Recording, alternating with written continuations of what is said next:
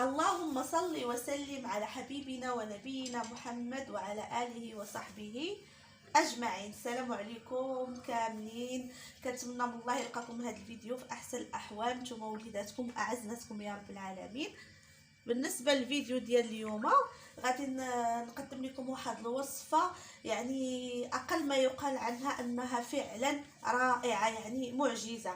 هاد الوصفه هذه جربتها على العائله ديالي كامله من الكبير للصغير، يعني من وليداتي الصغار حتى الوالديه حتى الام ديالي خوتي. سبحان الله العظيم، عندها واحد المفعول فضل الله اللي هو رائع جدا. يعني حنا كنا كنعانيو في هذا الفصل هذا من الكحه الجافه ومن الكحه، يعني بنادم كيضربو البرد كيبدا كيكحب بزاف.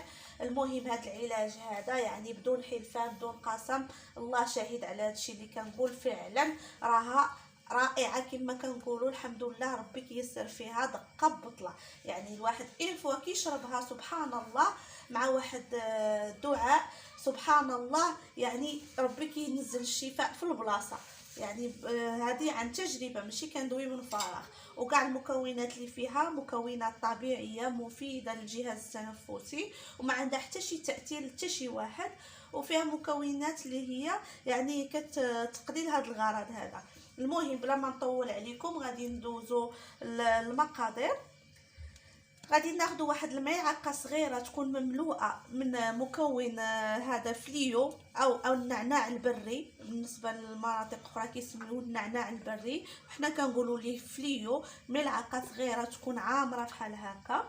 عندنا ملعقه صغيره من الزعتر مملوءه من الزعتر هو كما كتشوفوا معايا. وعندنا ملعقه مملوءه من البابونج كما كتشوفوا معايا، زهرة البابونج، كاموميل او البابونج. وعندنا العسل الحر، ضروري من العسل الحر. على بركة الله غادي ندوزو لتحضير هاد الوصفة هذه، يلا بقاو معايا. ونسيت ما قلتش لكم غنحتاجوا واحد الكاس ديال الماء غليان، يعني بحال غادي نعمروا به اتاي ماء مغلى. اول حاجه غادي ناخذوا واحد الكويس، غادي نضيفوا فيه هاد المكونات كاملين اللي سبق لي وذكرت معكم، هي فليو او النعناع البري، غادي نضيفوا الزعتر، وغادي نضيفوا البابونج. يعني هاد الوصفه هذه كما كتشوفوا معايا راها سهله ولكن راها مفيده جدا. المهم كما كتشوفوا معايا حطينا هاد العناصر كلها هنايا، غادي نضيفوا عليها الماء المغلى. بسم الله. غادي نحركوا هذا الشيء هذا. وبالنسبه يعني الا بغيتوا ديروا بالنسبه للعائله كلها غادي تضاعفوا المقادير، ممكن ديروا واحد يعني ملعقه كبيره من كل مكون وتشرب العائله كامله. ديروا في براد اتاي او لشي غلايه وتشرب العائله كلها، علاش لا.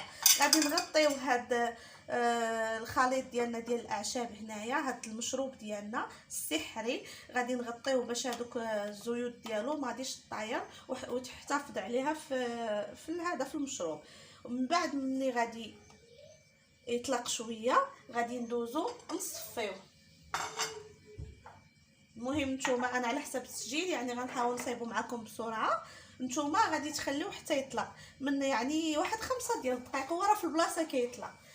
غادي ناخذو وغادي نصفيوه هنايا كما كتلاحظوا معايا وكتشوفوا معايا. كنتمنى نكون وضحت الشرح،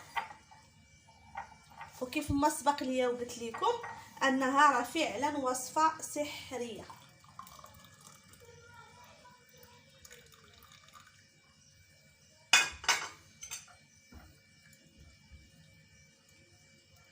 الريحه ديالو كتعطيها ريحه الزعتر مع ريحه فليو، تجي ريحه رائعه.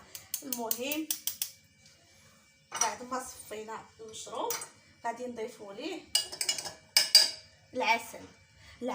يعني حسب الحلاوه اللي نتوما كتبغيو، انا كندير فيه 2 معالق صغار اولا معلقه كبيره في الكاس. المهم وانتوما كتضيفوا هذا العسل كيف ما سبق ليا وقلت لكم، كتضيفوا هذا العسل غادي تقراو واحد الصوره ديال سوره الفاتحه، وغتقولوا واحد الدعاء اللي غتسمعوا معايا دابا.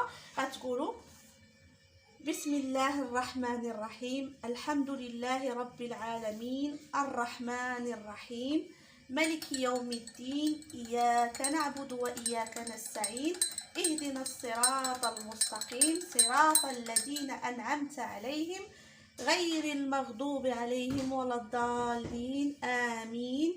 وغتقولوا الدعاء مباشرة مورا الصورة.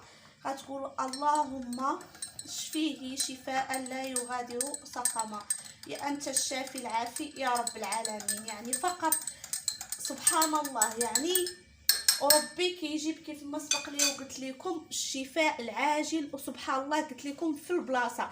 انا يعني عن تجربه، انا بنتي كما سبق لي قلت في واحد الفيديو سابق، عطيت واحد الوصفه نيت ديال الكحه.